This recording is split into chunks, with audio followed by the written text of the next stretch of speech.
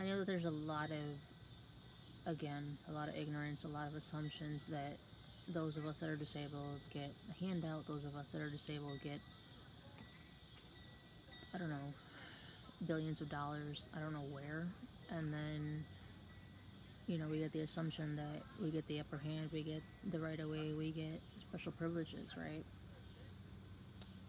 I'm gonna be honest with you, in my 34 years of life, I've never gotten a handout.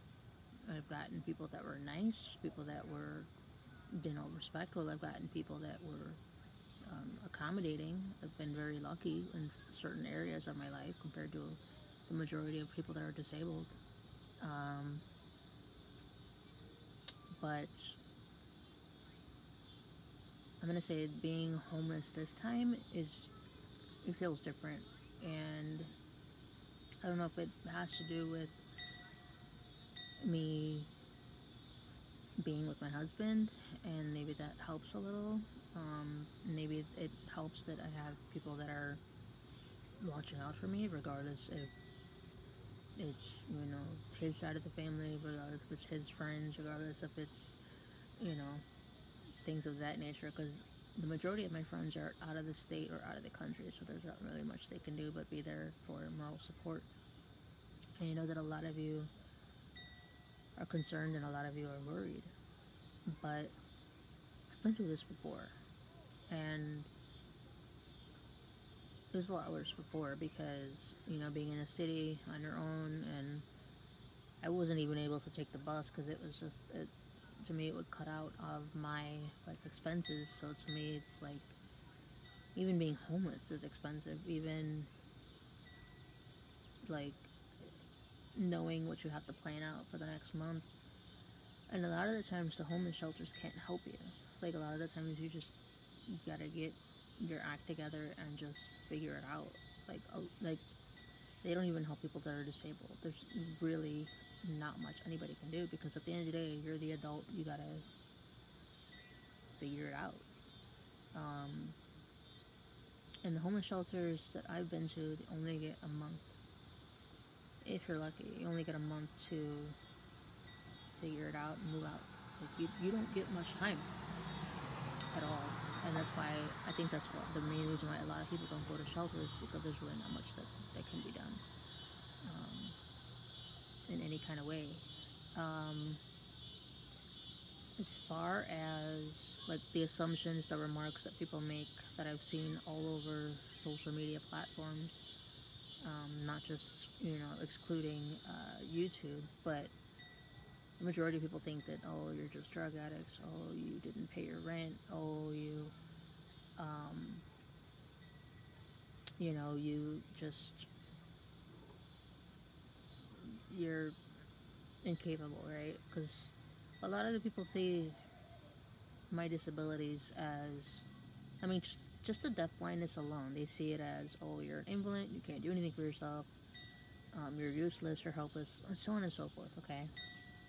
And again, I'm used to the ignorance.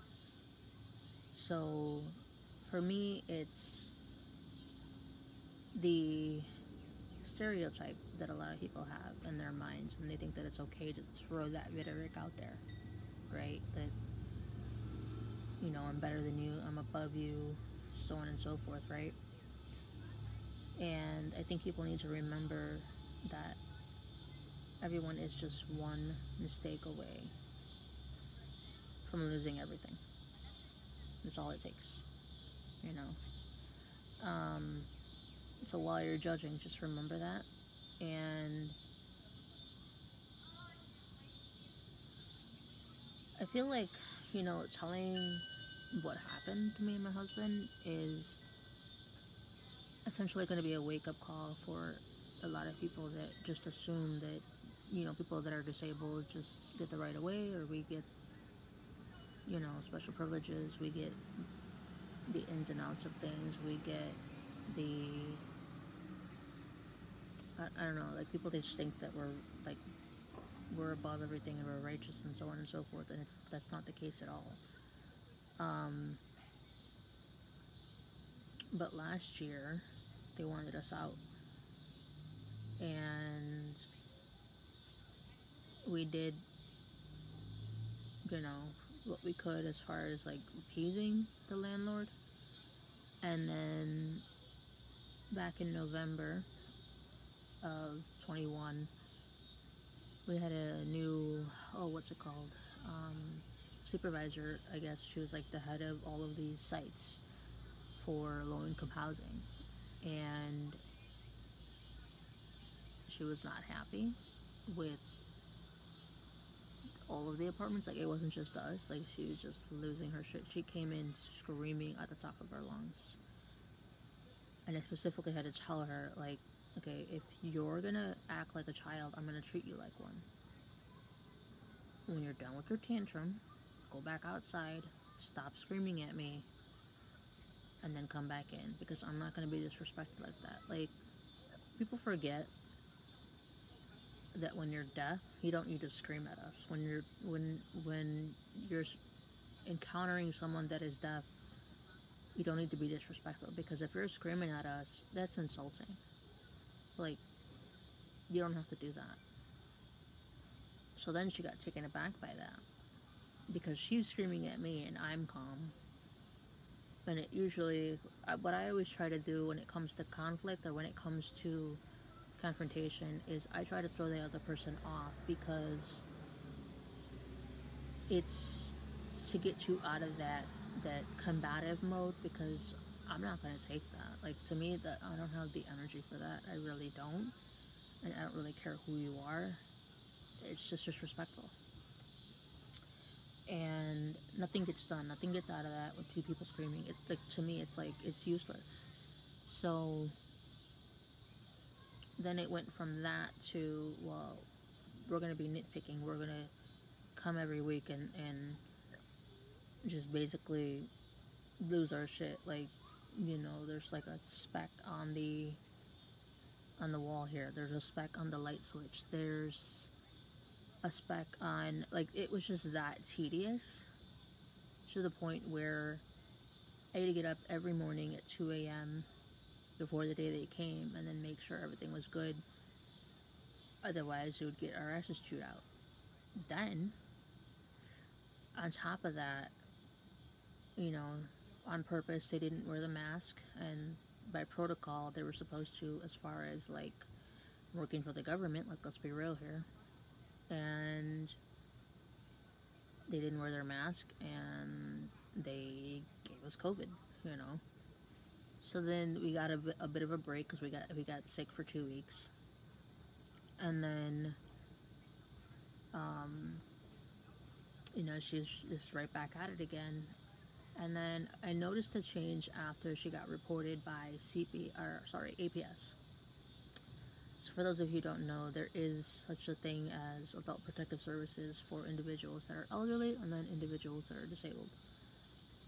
How far deep into that rabbit hole that goes, I do not know, because at the end of the day, nothing was done for our sake. At the end of the day, she retaliated. She took it as a personal vendetta, because if someone of a authority gets reported by APS, obviously there's going to be some restrictions there. Obviously there's going to be loss of pay, depending on how that city handles that situation when it comes to you know, landlords and people that, you know, work, you know, that are authority. Okay. And after, you know, she got reported, I didn't report her, my husband didn't report her. It was a lot of different people that were saying that what she was doing was wrong, what she was doing was reckless, because at the end of the day, with all of the heart failures that I have, I could have easily died from her pushing me too hard, from her not giving me leeway, not giving me a break when everything that we asked of her was being done. And then later to come to find out that I was the only one cooperating, I was the only one paying rent. So if everybody else got away with, you know, bringing rats in, literally bringing rats into the complex, leaving garbage everywhere, being, you know, alcoholics and drug addicts, and just not caring about the their environment, right? And then um, just being reckless. So these people were able to do whatever they wanted and not pay rent, by the way, because according to it, they let it slip that I was the only one paying rent. So basically, you telling me I'm wasting my money, right? I'm wasting my money. I'm, cooperating, and for what? Because at the end of the day, they all didn't have to, but I did, you know. And it got so, like, stressful. It got so overwhelming that I was losing a lot of sleep. I just could not take the anxiety anymore. And I told my husband, I'm like, something's got to give. Like, we have to do something. Like, I don't know what we're going to do, but I can't do this anymore. So then I decided to talk to my husband and see if we could stay at his friend's house for a while. I'm thinking, let's push the RV plan a little further and see where we're at, right? So we talked to the landlord, and she's like, oh, well, I think she'll give you an exception because she wants you out of the house. She wants you out anyway, so I think she'll give you an exception to leave. And then we got that squared away. We were able to, get movers last minute. We were able to do everything, that we could to move out. And then stayed with his friend, and then that ended up not working out so well because it was like a unsafe environment. And then after that, we tried to stay with another individual that was friends with him, and that became a catastrophe. That individual made me waste like $500 that I could have used like for a motel or whatever. And again, a disaster. Again, it was just relentless. More stress, more anxiety. We were better off with the previous individual. And then had to move out last minute. Like, the individual gave us like 3 days, if that. And so then we moved, and then I just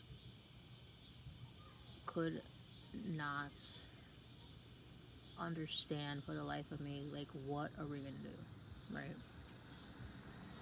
And usually when it comes to like unexpected situations, because I'm honestly used to this kind of stuff, because I was kicked out at 15, and my family just is like, they try to be abusive to this day, and I just won't allow it. So again, I'm used to rolling with the punches. I'm used to things coming at me, and then just me just combating it. I'm just used to it. And my poor husband is just, it's taken a toll on him. And with him being on the spectrum, and him having a hard time, like, it's mostly me trying to calm him down, me trying to deal with all of my emotions, and trying to get through everything every day by day, and just taking it one day at a time is really all I can do at this point. So, right now, it's like kind of back and forth. Everything's up in the air as far as like trying to get another housing. And I don't know what's gonna happen as far as like the housing goes. Everything is obviously waiting list, so we're not the only ones utilizing the hotel as a means to have a place to stay. A lot of people are doing the weekly rates right now. A lot of people are staying for a whole month in order to not have to deal with this heat, not have to deal with this crazy weather, not having to deal with you know, any kind of setback. I was staying in the car of, you know, my husband's friend for a while, and then his friend freaked out because I can't be in the heat for too long, because I mean, that's a potential for a heart failure. So he would just like try to make sure that I was always in the shade. I was just always cooled off. I wasn't like uncomfortable or stuff like that. So I had never like stayed in the car. Like, I've never like slept in the car as far as like being homeless goes. So that was like a interesting experience. And now I'm staying. It's like partially staying with the in-laws, and then just so we can have a break and, you know, have our own space, and so that people don't kill each other. Basically, just, you know, stay at a motel for a certain amount of days, and then just come back. And because, like I said, everything is up in the air, and it's just a waiting game as far as like getting into a new facility, and that obviously that takes time. So like I said, everything is up in the air. Everything is, we don't know what's up right now. Like, we don't know what's gonna happen. We don't know how long this is gonna take. You know, it is what it is. You know, like, I can only do so much. I can only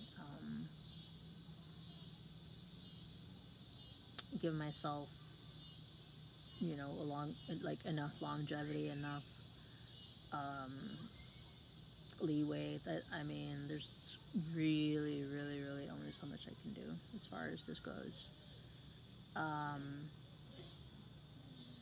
But I'm cooking everything one day at a time. I'm doing, honestly, like, I